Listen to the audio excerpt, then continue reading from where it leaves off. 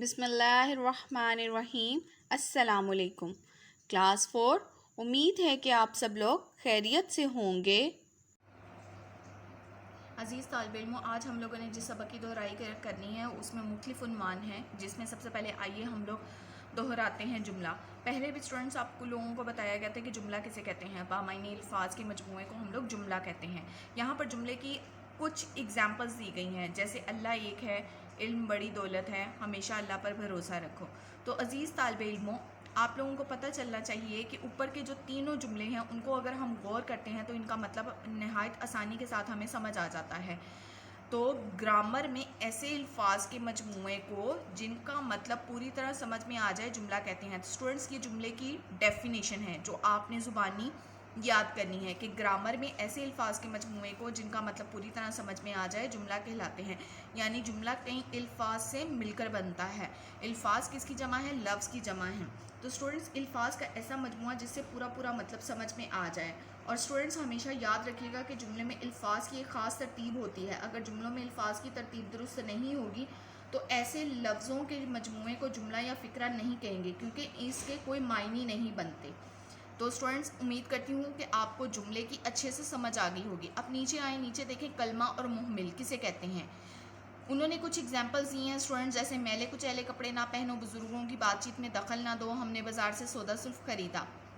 अब स्टूडेंट्स, ये जो मिसालें दी गई हैं इनमें से मैले, बात और सौदा ऐसे अल्फाज हैं जिनके मायने समझ में आ जाते हैं, लेकिन कुचैले, चीत और सुल्फ ऐसे अल्फाज हैं जो कोई मायने नहीं रखते। बस मायने के लिहाज से अल्फाज की दो किस्में हुई। मायने के लिहाज से अल्फाज की कितनी किस्में हैं? दो किस्में हैं।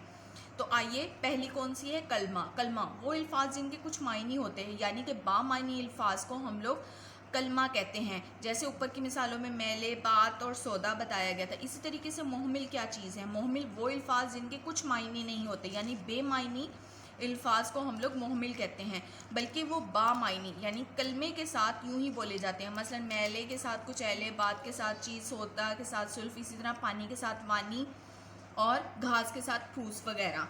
तो स्टूडेंट्स, ये थी कलमा और मुहमिल की पहचान। उम्मीद है कि आपको अच्छे से कलमा और मुहमिल की भी समझ आई होगी। नीचे देखें, नीचे है कलमे की इकसाम। अब स्टूडेंट्स, हम लोगों ने पहला पढ़ा था कलमा, ठीक है। मायने के लिहाज से अल्फाज की दो किस्में की इकसाम पढ़नी है। कलमे की पहली इकसाम कौन सी है? इस्म। दूसरी कौन सी है? फेल। और तीसरी कौन सी है? हर्फ।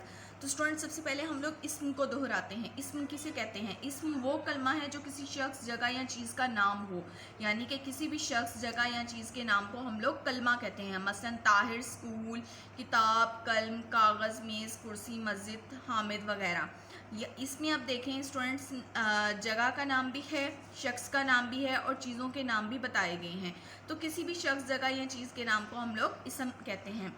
अब देखें फेल। फेल क्या चीज़ होती है? फेल वो कलमा है जिससे किसी काम का करना, होना या सहना ज़माने के लिहाज से ज़ाहिर हो। ज़माने के लिहाज से जो भी काम हो रहा हो या सहा जा रहा हो उसे हम लोग फेल कहते हैं। मसलन साजिद ने सबक पढ़ा। अब इस जुमले में पढ़ा फेल है, लेकिन फेल किस ज़माने को जाहिर कर रहा है? पढ़ा। वो काम कर चुका है तो ये फेल आएगा माजी में। तो काम किस में हुआ? माजी में। आगे है हर्फ। हर्फ क्या है? वो कलमा या लफ्ज़ जो ना तो किसी शख्स, जगह या चीज़ का नाम हो और ना ही इससे किसी काम का करना, होना या सहना ज़ाहिर हो, हर्फ कहलाता है। यानी कि ये दो इसमों या दो फेल को मिलाने का काम करता है। हर्फ दो इसमों या किसी इसम और फेल को आपस में मिलाने के काम आता है और अकेले कुछ मायने नहीं रखता। जैसे कि यहाँ एग्जाम्पल दी है, अहमद ने किताब मेज़ पर रखी। अब इस जुमले में ने और पर हर्फ हैं। इसी तरीके से स्टूडेंट्स और बहुत सारे हर्फ हैं जिनमें से, तक, का, के, की वगैरह भी शामिल हैं। तो स्टूडेंट्स, आपने इसम, फेल, हर्फ, कलमा, मोमिल और जुमले की मज़ीद खुद से भी एग्जाम्पल्स बना कर दोहरानी है और ज़ुबानी याद भी करनी है। डियर स्टूडेंट्स, आइए अब हम उन जो हम लोगों ने पहले कलमा, मुहमिल, जुमला, इसम, फेल और हर्फ की डेफिनेशंस को दोहराया था, अब उनको मद्देनज़र रखते हुए हम दी गई मश्क को भी दोहराते हैं। इसको किस तरीके से हम लोग सॉल्व करेंगे? सवाल नंबर 1 देखें, दर्जल जुमलों में कलमा और मुहमिल अलग अलग करें। अब पहले में देखें, पहला लफ्ज़ दिया हुआ है कूड़ा करके ट्रासे में ना फेंको। तो स्टूडेंट्स मैंने पहले भी आपको दोहराई में बताया था कि कलमा बामायनी अल्फाज को कहते हैं और मोहमिल बेमायनी अल्फाज को कहते हैं। अब इसमें देखें कि बामायनी लफ्ज़ क्या है, कूड़ा, कूड़े की हमें समझ आ रही है, और करकट, करकट एक मोहमिल लफ्ज़ है, बेमायनी लफ्ज़ है।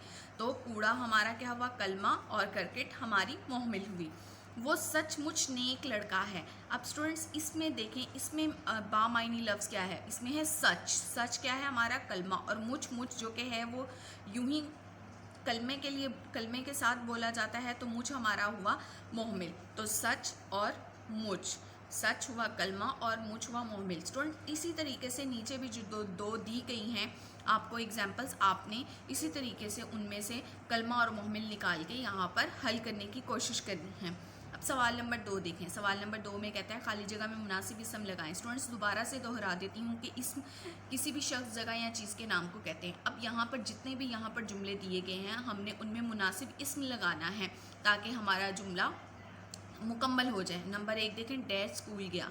कौन स्कूल गया, यहाँ पर मैंने लिखा है हामिद। किसका नाम है, शख्स का नाम है, हामिद स्कूल गया। नंबर 2 देखें, डैश कपड़े धोता है। कौन कपड़े धोता है, धोबी। धोबी क्या है, शख्स का नाम है, ये क्या काम कर रहा है, धोबी कपड़े धोता है। 3 देखें, डैश मशहूर शहर है। कौन सा शहर मशहूर है, ये जगह का नाम है, तो मैंने यहाँ पर लिखा है लाहौर। लाहौर मशहूर शहर है। यहाँ पर आप इस्लामाबाद भी लिख सकते हैं, कराची भी लिख सकते हैं। इसी तरीके से स्टूडेंट्स नंबर 4, 5 और 6 को भी आपने खुद ही हल करना है मुनासिब इसम लगा के, ताकि आपकी ज़्यादा से ज़्यादा प्रैक्टिस हो सके। नंबर 3 देखें, खाली जगह में मुनासिब। अब सवाल नंबर 3 देखें। सवाल नंबर 3 में खाली जगह में मुनासिब फ़ेल लगाएं। स्टूडेंट्स फ़ेल के बारे में आपने पढ़ा था कि किसी भी काम का करना या होना या सहना ज़माने के लिहाज से ज़ाहिर होता है, उसे हम लोग फ़ेल कहते हैं। नंबर 1 देखें, हम स्कूल डैश। तो स्टूडेंट्स हम स्कूल क्या करेंगे, जाएंगे। हम स्कूल जाएंगे। जाएंगे में क्या ज़ाहिर हो रहा है, काम ज़ाहिर हो रहा है क्योंकि वो जा रहे हैं। इसी तरीके से नंबर 2 देखें, सलमा ने ख़त डैश। तो यहाँ पर मैंने लिखा है लिखा। सलमा ने ख़त लिखा, वो ये काम कर चुकी हुई है। इसी तरीके से स्टूडेंट्स आप लोगों ने मिसाल नंबर 3, 4, 5 और 6 को हल करना है और मुनासिब फ़ेल लगाने हैं। सवाल नंबर 4 की दोहराई करते हैं। सवाल नंबर 4 में खाली जगह में मुनासिब हर्फ लगाएं। हर्फ क्या चीज़ होती है, जो ना तो खुद इसम होता है और ना ही फ़ेल होता है, बल्कि इसम और फ़ेल को मिलाने के लिए इस्तेमाल होता है। नंबर 1 देखें, कमरे डैश कौन है। कमरे डैश कौन है, तो यहाँ इस जुमले में क्या फिट हो रहा है, यहाँ पर हो रहा है मैं। कमरे में कौन है, कमरे में यहाँ पर मैं क्या है, हर्फ है। इसी तरीके से नंबर 2 देखें, अहमद डैश सईद भाई। यहाँ पर 2 नाम हैं, तो 2 नामों को मिलाने के लिए यहाँ पर कौन सा हर्फ इस्तेमाल हुआ है, और। अहमद और सईद भाई हैं। इसी तरीके से स्टूडेंट आपने मिसाल नंबर 3, मिसाल नंबर 4 और 5 और 6 में भी मुनासिब किस हर्फ लगाने हैं ताकि आपका जुमला बामायनी बन जाए। अब नीचे सवाल नंबर 5 में देखें, मदरजा झेल जुमलों में इसम, हर्फ और फेल, हर्फ की पहचान करें।